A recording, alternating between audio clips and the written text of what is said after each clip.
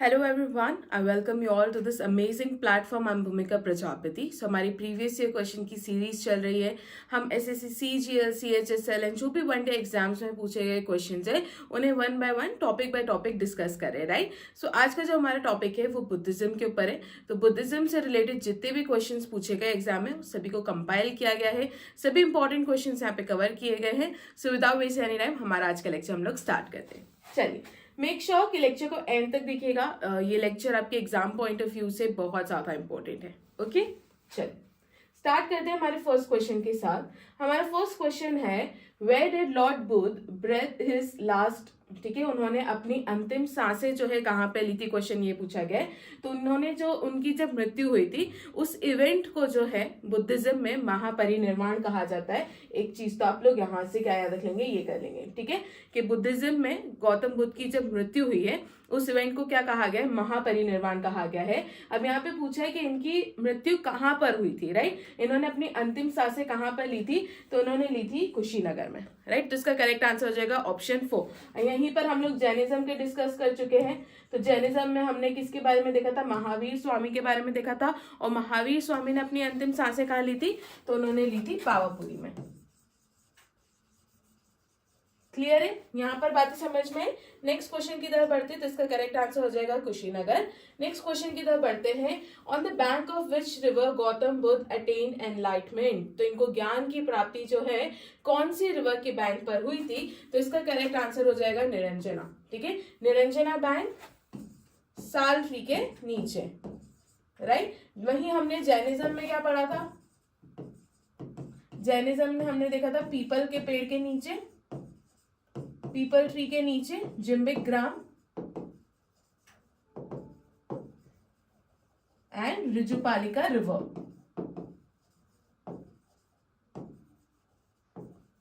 ठीक है, कितने साल तपस्या करी थी इन्होंने, जल्दी से मुझे कमेंट सेक्शन में बताइए. तो जैनिज्म का ये है पीपल पेड़, जिम्बिक ग्राम, रिजुपालिका रिवर जो है यहाँ पर महावीर स्वामी को जो है ज्ञान की प्राप्ति हुई थी. वहीं अगर मैं गौतम बुद्ध की बात करूं तो उनको निरंजना रिवर के पास में और साल पेड़ के नीचे, ठीक है, यहाँ पर उनको क्या हुई थी, ज्ञान की प्राप्ति हुई थी. तो करेक्ट आंसर हो जाएगा इसका option 4 Niranjana, right. Additional details की अगर हम बात करें तो यहाँ पर आप इसकी एडिशनल डिटेल्स देख लीजिए.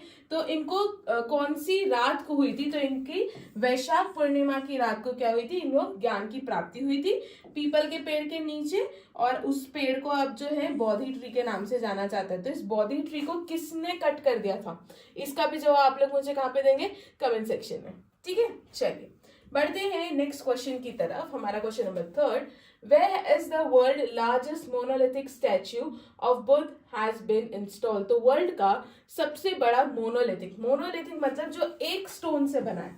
ठीक है, तो एक ऐसा स्टैचू जो सिंगल स्टोन से बना है और गौतम बुद्ध का सबसे बड़ा स्टैचू माना जाता है. ये कहाँ पर है, तो ये कहाँ पर है, तो ये है बामियान. ठीक है, तो इसका करेक्ट आंसर क्या हो जाएगा, बामियान. अगेन इंपॉर्टेंट है एग्जाम पॉइंट ऑफ व्यू से, याद रखेगा. तो बामियान इसका करेक्ट आंसर है. Next question, which among the following is the sacred book of Buddhism. तो बुद्धिज्म में सबसे इंपॉर्टेंट या सबसे सेक्रेड बुक किसको कहा जाता है, तो वो कहा जाता है त्रिपिटक को. ठीक है, त्रिपिटक कौन सी लैंग्वेज में लिखी गई है ये भी पूछा जाता है. तो ये कौन सी लैंग्वेज में लिखी गई है, तो ये पाली लैंग्वेज में लिखी गई है. ठीक है, ये त्रिपिटक जो है ये 3 बुक से बने हैं. ठीक है, सुत्त पिटक, विनय पिटक एंड अभिधम पिटक. इन बातों को भी याद रखना. तो ये त्रिपिटक है, पाली लैंग्वेज में है, और वो 3 पिटक्स क्या है, तो सुत्त पिटक, विनय पिटक और अभिधम पिटक. ठीक है, तो इसका करेक्ट आंसर क्या हो जाएगा, ऑप्शन 3 त्रिपिटक्स. नेक्स्ट क्वेश्चन, बुद्ध का मतलब क्या होता है. ठीक है, बुद्ध वर्ड का लिटरल मतलब क्या होता है, तो क्या इसका मतलब है द एनलाइटेंड वन. डेफिनेटली इसका करेक्ट आंसर है द एनलाइटेंड वन. मतलब बुद्ध का लिटरल वे में मतलब ये होता है कि वो इंसान जिसे ज्ञान की प्राप्ति हो गई है उसके लिए ये लोग बुद्ध वर्ड यूज करते हैं. जैसे कि जैनिज्म में केवलीन वर्ड यूज करते हैं, जिनको ज्ञान की प्राप्ति हो गई उसके लिए केवलीन वर्ड यूज करते हैं. तो हमने महावीर स्वामी के लिए केवलीन वर्ड यूज करा था, right. In the same way Buddha word जो है उसका मतलब भी क्या होता है, द एनलाइटेंड वन. यहाँ पे देख लें, जिन्हें ज्ञान की प्राप्ति हो गई है, the one who is awaken, उनके लिए हम लोग बुद्ध वर्ड जो है यूज करते हैं। और यहाँ पे टू बी अवेकन या टू बी एनलाइटन का मतलब क्या है कि उस पर्सन को ये समझ में आ गया है कि वर्ल्ड में जितनी भी सफरिंग्स है उसके कारण क्या है, उसका कॉज क्या है, वो रीजन ये समझ चुका है और अब उसको समझ में आ गया कि हम मोक्ष की प्राप्ति के लिए कैसे आगे बढ़ सकते हैं, राइट। तो ये लिटरल मतलब होता है टू बी एनलाइटेंड होने का। चलिए यहाँ पे बातें समझ में आई, आगे बढ़ते हैं हम लोग नेक्स्ट क्वेश्चन की तरफ। नेक्स्ट है name the clan Gautam Buddha belong to. तो गौतम बुद्ध कौन से क्लैन को बिलोंग करते थे? तो गौतम बुद्ध जो है वो शाक्य क्लैन को बिलोंग करते थे। उनकी वाइफ जो है यशोधरा वो भी कौन से क्लैन को बिलोंग करती थी? तो वो भी शाक्य क्लैन को बिलोंग करती थी। क्लियर है, इतनी बात याद रखना। चलिए नेक्स्ट क्वेश्चन देख लेते हैं। Which event of Gautam Buddha life is depicted by wheel and deer in Indian art. Okay, देखो यहाँ पर क्या होता है ना, बुद्धिज्म में गौतम बुद्ध के लाइफ के अलग अलग इवेंट्स को अलग अलग सिंबल्स से डिनोट किया गया है। फॉर एग्जाम्पल जब उनके बर्थ की बात आती है तो उनके बर्थ के लिए लोटस एंड बुल सिंबल जो है यूज किया गया है। ठीक है, जब उनकी डेथ हुई थी तो बिकॉज उनकी डेथ पे क्या गया था, उनके रेलिक्स को जो है स्तूपास के अंदर रखा गया था। तो इनकी डेथ का जो सिंबल है वो क्या है, वो है स्तूप, राइट। उसके बाद जब इनके ये जो व्हील की अगर हम बात करें कि व्हील और डियर क्या बता रहे, तो इन्होंने जब अपना पहला सरमन दिया था ना उसके लिए व्हील जो है सिंबल यूज किया गया है। बेसिकली ऐसा कहा जाता है कि जब उन्होंने अपना पहला सरमन दिया था तो उन्होंने एक धर्म के चक्र को बदल दिया था। ठीक है, जो व्हील ऑफ लॉ होता है उसे चेंज कर दिया था, इसलिए व्हील जो है इसको सिंबल यूज किया गया। और इस इवेंट को बुद्धिज्म में धर्म चक्र परिवर्तन के नाम से जानते हैं।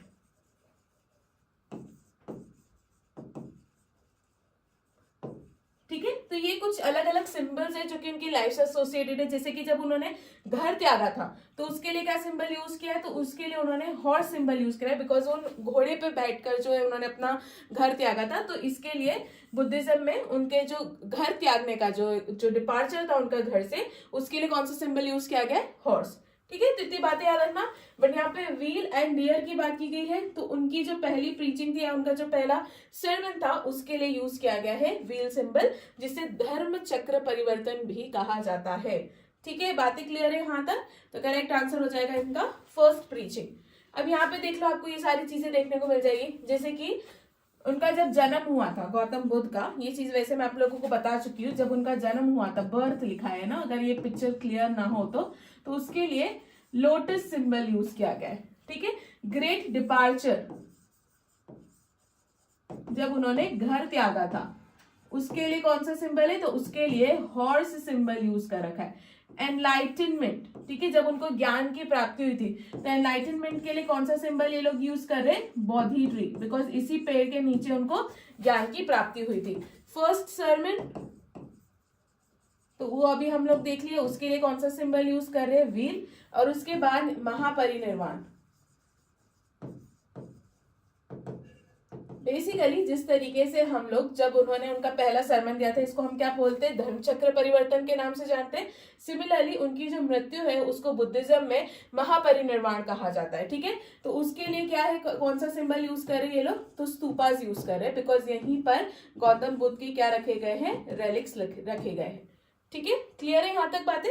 चलिए बढ़ते हमारे नेक्स्ट क्वेश्चन की तरफ। हमारा नेक्स्ट क्वेश्चन है lotus and bull symbol represent which event of Buddha's life. ठीक है, जो लोटस और जो बुल सिंबल है वो गौतम बुद्ध की लाइफ के कौन से इवेंट को रिप्रेजेंट करते हैं, हम लोग अभी देख चुके हैं।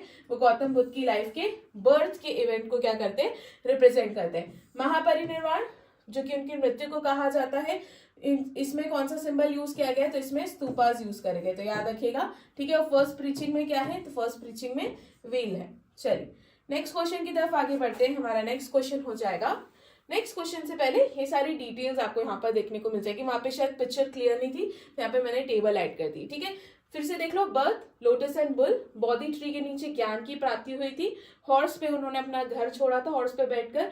व्हील की बात करें तो पहला उनका सरमन था जिसे हम धर्म चक्र परिवर्तन भी कहते हैं। और स्तूपास नेक्स्ट क्वेश्चन की तरफ। नेक्स्ट क्वेश्चन है हमारा, Gautam Buddha gave maximum number of sermons eight which place. Okay, ये कंफ्यूजिंग क्वेश्चन है। अगर आपसे पूछा जाए कि उन्होंने अपना पहला सरमन कहाँ दिया था, तो वो तो उन्होंने दिया था सारनाथ में। राइट। बट क्वेश्चन यहाँ पे पूछा उन्होंने सबसे ज्यादा सरमन्स कहाँ पे दिए, तो उन्होंने सबसे ज्यादा सरमन्स दिए हैं श्रावस्ती में, तो इसका करेक्ट आंसर क्या हो जाएगा, श्रावस्ती। तो ये कंफ्यूज करने के लिए, ठीक है, यूजुअली बच्चों को लगता है कि शायद सबसे ज्यादा सरमन्स वहीं दिए होंगे जहां उन्होंने उनका पहला सरमन दिया था, बिल्कुल ऐसी बात नहीं है। इन्होंने सबसे ज्यादा जो है सरमन्स कहाँ दिए, तो उन्होंने श्रावस्ती में दिए, तो इसका करेक्ट आंसर हो जाएगा option 3 Shravasti.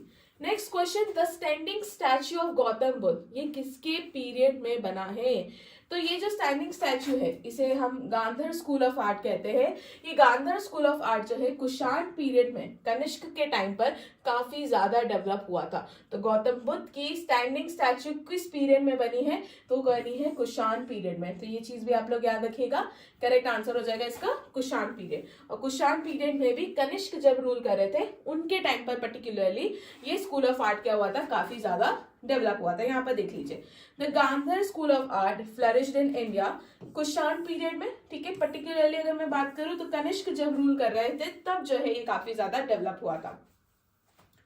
Kushan period was a great pattern of art and architecture and it was during his rain जब गांधर स्कूल ऑफ आर्ट काफी ज्यादा फ्लरिश हुआ था। ऑल्सो रिमेंबर, जब हम कनिष्क की बात करते तो कनिष्क के टाइम पर ही 4th बुद्धिस्ट काउंसिल भी हुई थी। इस चीज को भी आप लोग क्या करेंगे, याद रखेंगे, राइट। कहां पर हुई थी, तो ये कश्मीर में हुई थी, ये 1st सेंचुरी एडी में हुई थी, ये चीज भी आप लोग याद रखना।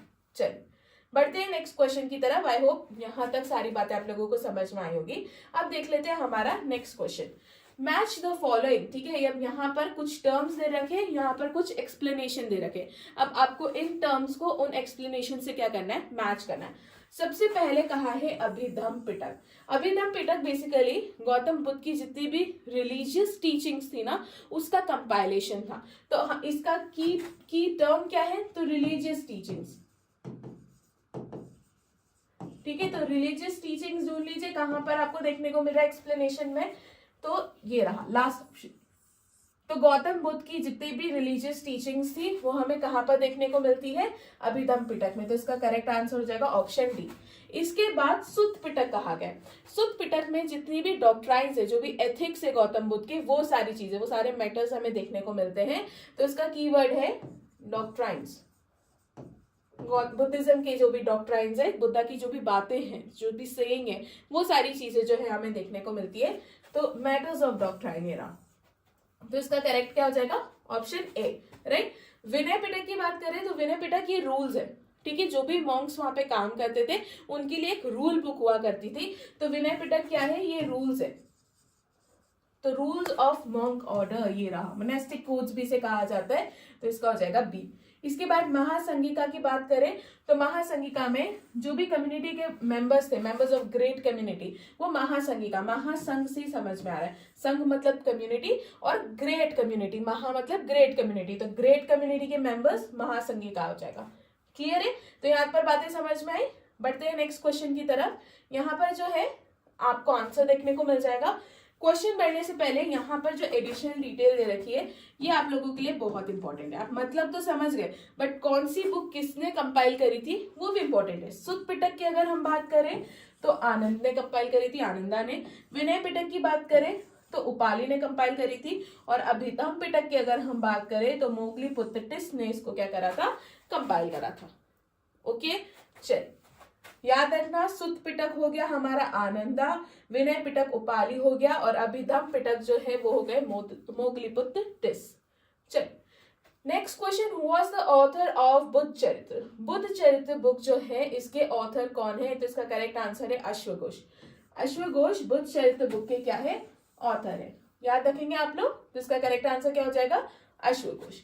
बढ़ते हैं नेक्स्ट क्वेश्चन की तरफ। Gautam Buddha wife Yashodhara, she belong to which clan. तो गौतम बुद्ध की जो वाइफ है यशोधरा एंड जो गौतम बुद्ध है वो दोनों सेम क्लैन से बिलोंग करते थे, तो दोनों ही शाक्य क्लैन को बिलोंग करते थे, तो इसका करेक्ट आंसर हो जाएगा 1, Shakya clan. At what age Buddha did Gautam Buddha left his home to live a life of ascetic, ठीक है, जिसे ग्रेट डिपार्चर भी कहा जाता है और उसे महाअभिनिष्क्रमण के नाम से भी जाना जाता है। तो अभी तक हम लोग क्या देख लिए, धर्म चक्र परिवर्तन,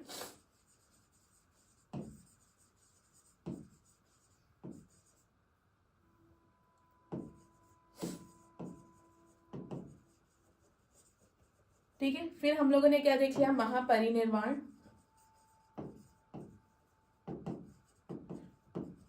निर्वाण से समझो, निर्वाण मतलब मोक्ष की प्राप्ति हो गई है। मोक्ष की प्राप्ति हमें जब हमारी मृत्यु होती है ना तभी होती है, राइट। तो धर्म चक्र परिवर्तन, महापरिनिर्वाण और महाअभिनिष्क्रमण।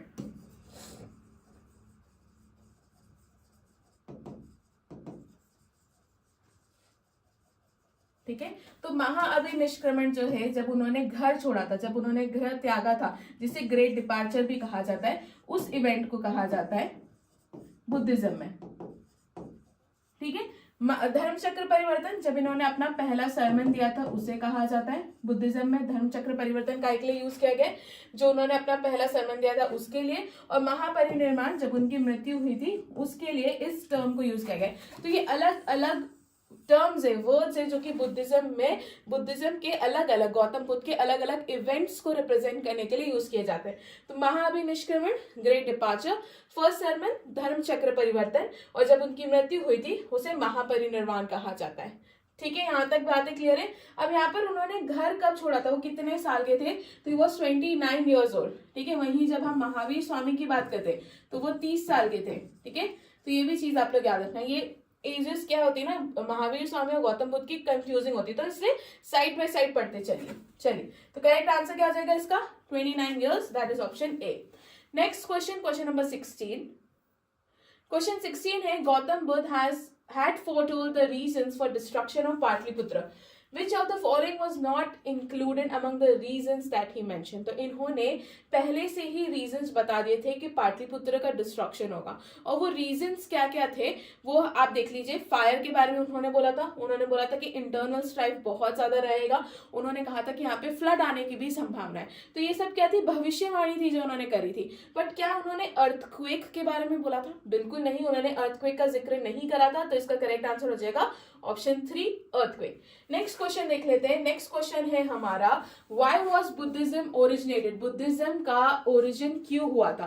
तो बुद्धिज्म के ओरिजिन के अलग अलग रीजन है। जैसे कि हमने देखा है कि वैदिक सिविलाइजेशन के टाइम पर जो भी वैदिक रिचुअल्स थे वो क्या हो गए थे, काफी ज्यादा कॉम्प्लेक्स और काफी ज्यादा रिजिड हो गए थे। तो ये एक रीजन था बुद्धिज्म के ओरिजिन का, बिल्कुल करेक्ट है। कास्ट सिस्टम काफी ज्यादा रिजिड हो गई थी, वर्ण सिस्टम काफी ज्यादा रिजिड हो गई थी, ये भी एक रीजन था बुद्धिज्म के आने का। ब्राह्मणों की सुप्रीमेसी, ठीक है, बहुत ज्यादा बढ़ गई थी, ये भी एक रीजन था। और इनइक्वालिटी मैन एंड वुमेन में ये भी बहुत ज्यादा देखने को मिल रही थी उस टाइम पीरियड पर, तो ये भी एक रीजन था। तो कहा जाता है कि ये सारे वो रीजन है जिस कारण से बुद्धिज्म एंड जैनिज्म दोनों का ओरिजिन हुआ था। क्लियर है बातें? तो इसका करेक्ट आंसर हो जाएगा option D, all of the above.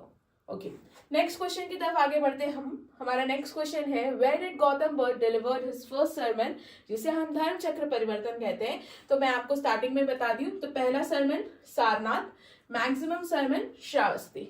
Okay, चलिए नेक्स्ट क्वेश्चन की तरफ आगे बढ़ते हैं। नेक्स्ट क्वेश्चन है हमारा क्वेश्चन नंबर 19। क्वेश्चन नंबर 19 है, the third vehicle in Buddhism was known as. तो बुद्धिज्म में जो थर्ड व्हीकल है उसे क्या कहा जाता है? तो उसे वज्रयान कहा गया है। तो बुद्धिज्म में ना बेसिकली 3 व्हीकल्स देखने को मिलते हैं। एक है लेसर व्हीकल, लेसर व्हीकल हम किसको कहते हैं? तो हीनयान को कहते हैं। ठीक है, फिर है ग्रेटर व्हीकल। ग्रेटर व्हीकल हम लोगों ने महायान के लिए यूज करा है। ठीक है, और जो हमारा थर्ड व्हीकल है वो है वज्रयान। तो ये 3 व्हीकल्स जो है, ये 3 आपको पार्ट्स देखने को मिलेंगे, 3 डिविजन्स है जो आपको बुद्धिज्म में देखने को मिलते हैं। Laser vehicle Hinayana, greater vehicle Mahayana और फिर वज्रयान होता है। क्लियर है? चलिए, तो इसका करेक्ट आंसर, इसका थर्ड व्हीकल क्या है? तो वो है वज्रयान। यहाँ पर आपको एडिशनल डिटेल्स देखने को मिल जाएगी। हीनयान जो है इसे थेरावड़ा के नाम से भी जाना जाता है। तो थेरावदा, महायान और वज्रयान ये 3 व्हीकल्स है बुद्धिज्म की, याद रखना।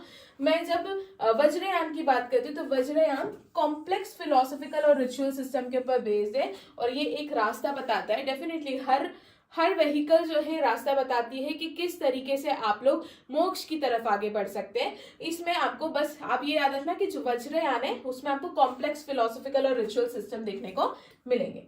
ठीक है, चलिए, the Gandhara school of art came into existence in, तो जो गांधर स्कूल ऑफ आर्ट है ये कब एग्जिस्टेंस में आया था? तो ये आया था महायान सेक्ट के टाइम पर एग्जिस्टेंस में आया था। अभी मैंने आपको स्टार्टिंग में बताया कि ये सबसे ज्यादा फ्लरिश जो है, ये कब सबसे ज्यादा फ्लरिश हुआ था? तो ये सबसे ज्यादा फ्लरिश हुआ था जब कुषाण डायनेस्टी रूल कर रही थी तब, और कुषाण में भी जब कनिष्क का रूल चल रहा था तब सबसे ज्यादा जो है गांधर स्कूल ऑफ आर्ट क्या हुआ था? फ्लरिश हुआ था। तो करेक्ट आंसर हो जाएगा इसका महायान सेक्ट। इसके अलावा यहाँ पर कुछ एडिशनल डिटेल्स देख लीजिए। बेसिकली अलग अलग जो है मुद्राज है गौतम बुद्ध की यहाँ पर गांधर आर्ट में आपको देखने को मिलती है, जैसे कि अभय मुद्रा देखने को मिल जाएगी, ध्यान मुद्रा, धर्म चक्र मुद्रा, भूमि स्पर्श मुद्रा। तो ये क्या है, अलग अलग मुद्राएं जो है गौतम बुद्ध को अलग अलग मुद्राओं में बताया गया है इनके टाइम की जो भी स्टैच्यूज थी उनमें। क्लियर? चलिए नेक्स्ट क्वेश्चन की तरफ बढ़ते हैं। Which one of the following is not included in the 8 fold path in Buddhism? तो ये जो 8 फोल्ड पाथ है इसी को हम लोग अष्टांगिक मार्ग कहते हैं। ठीक है, क्या कहते हैं? अष्टांगिक मार्ग, जिसमें 8 रास्ते बताए गए हैं जिनको फॉलो करके आप लोग क्या कर सकते हैं? मोक्ष की प्राप्ति कर सकते हैं। तो इसमें पूछे कि इसमें से ये इन 4 ऑप्शन में से कौन सा बुद्धिज्म के 8 फोल्ड पाथ में इंक्लूडेड नहीं है? तो उन्होंने कहा है राइट स्पीच, हमेशा सही बोलो।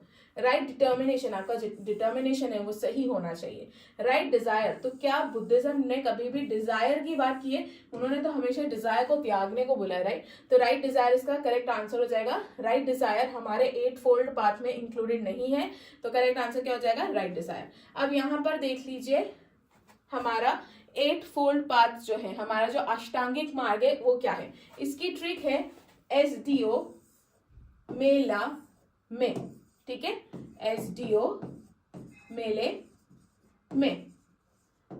ठीक है, तो S जो है वो स्पीच के लिए है, D जो है वो डिटर्मिनेशन के लिए है, O हम ऑब्जर्वेशन से याद करेंगे, M से मेडिटेशन आ जाएंगे, E से एक्सरसाइज आ जाएंगे, L से लाइवलीहुड, A से एक्शन, और में जो है यहाँ से हम मेमोरी को याद रखेंगे। ठीक है, सो मेमोरी और मेडिटेशन दोनों ही वर्ड्स आप लोग याद रख लीजिएगा। ओके, क्लियर है यहाँ तक बातें? तो ये है उनके अष्टांगिक मार्ग, और इन पाथ को यहाँ पर आपको डिजायर देखने को मिल रहा है? बिल्कुल नहीं, डिजायर वर्ड वो यूज कर ही नहीं सकते, बिकॉज उसका तो उन्होंने त्याग करने को बोला है। ठीक है, चलिए तो बढ़ते हैं हमारे नेक्स्ट क्वेश्चन की तरफ। क्वेश्चन नंबर 22, इसमें कहा गया है दिग् निकाय। दिग् निकाय क्या है? गौतम बुद्ध की जितने भी डायलॉग्स है उनका कलेक्शन आपको देखने को मिलता है।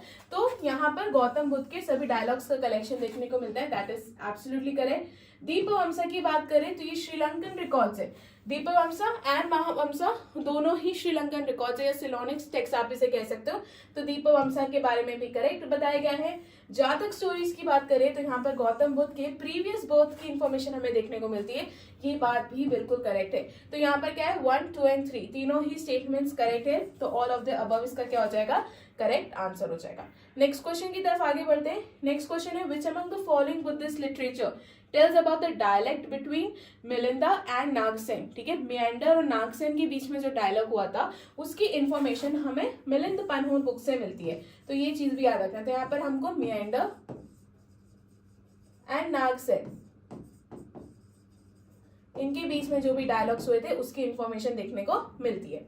क्लियर है यहाँ तक बातें? चलिए नेक्स्ट क्वेश्चन की तरफ आगे बढ़ते हैं। नेक्स्ट क्वेश्चन है विशुद्धि मार्ग, ये एक बुद्धिस्ट लिटरेचर है, ये किसने लिखा है? तो विशुद्धि मार्ग बुद्धिस्ट लिटरेचर बुद्ध घोष ने लिखा है, तो इसका करेक्ट आंसर हो जाएगा option A Buddha Ghosh.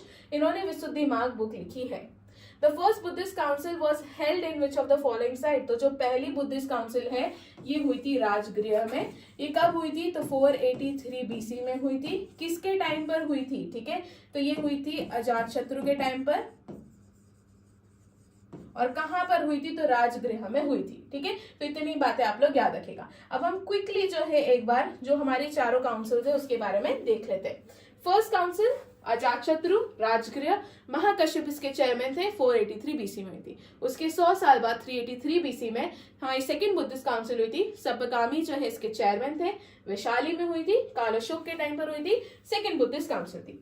Third Buddhist council Ashoka Pataliputra Moggaliputta Tissa जो है इसके चेयरमैन थे, और ये 250 BC में हुई थी। लास्ट दैट इज हमारी फोर्थ बुद्धिस्ट काउंसिल कनिष्क के टाइम पर हुई थी, 72 AD में हुई थी, वासुमित्र चेयरमैन थे और कश्मीर में ये हुई थी। नेक्स्ट क्वेश्चन देख लेते हैं, which of the following serve as the first evidence that Gautam Buddha was born in Lumbini. तो गौतम बुद्ध का जन्म लुम्बिनी में हुआ था। ये इंफॉर्मेशन हमें कहाँ से देखने को मिलती है, तो अशोका के जो पिलर्स है ये इंफॉर्मेशन प्रोवाइड करते हैं। क्लियर है, तो करेक्ट आंसर हो जाएगा अशोका के पिलर्स ये इंफॉर्मेशन देते हैं कि गौतम बुद्ध का जन्म कहाँ हुआ था, लुम्बिनी में हुआ था। फिर निग्रोधर्म याद रखना, निग्रोधर्म जो है ये एक बुद्धिस्ट मोनेस्ट्री है, इसको भी याद रखना, कपिल वस्तु के पास में है। ऐसा कहा जाता है कि गौतम बुद्ध जब भी लुम्बिनी विजिट करते थे या कपिल वस्तु वाला जो रीजन विजिट करते थे तो वो इसी बुद्धिस्ट मोनेस्ट्री में क्या करते थे, स्टे करते थे। ओके, चलिए next question, which of the following physician was contemporary of Gautam Buddha. तो कौन से फिजिशियन गौतम बुद्ध के कंटेम्प्रेरी थे, वेरी इंपॉर्टेंट, इट वाज जीवक। ठीक है, इसका करेक्ट आंसर क्या हो जाएगा, जीवक जो है गौतम बुद्ध के कंटेम्प्रेरी थे। और ये किसके रॉयल फिजिशियन थे, इसका जवाब आप लोग मुझे क्विकली कहाँ देंगे, कमेंट सेक्शन में। चलिए नेक्स्ट क्वेश्चन, गौर खत्री कॉम्प्लेक्स ये फेमस है उसके डिस्प्ले के लिए, किस चीज के डिस्प्ले के लिए, तो यहाँ पर गौतम बुद्ध का एक बैगिंग बोल है उसको डिस्प्ले में रखा गया है। तो ये जो बैगिंग बोल का डिस्प्ले है ये गौर खत्री कॉम्प्लेक्स जो है ये कौन सी कंट्री में है, क्वेश्चन ये पूछा गया है, तो इट इज पाकिस्तान। ठीक है, पाकिस्तान में जो ये गौर खत्री कॉम्प्लेक्स है, इस कॉम्प्लेक्स में क्या डिस्प्ले किया गया है, तो गौतम बुद्ध का जो बैगिंग बोल है उसको क्या किया गया है, डिस्प्ले किया गया है। इस चीज को भी याद रखना। तो करेक्ट आंसर हो जाएगा ऑप्शन 2, दैट इज पाकिस्तान।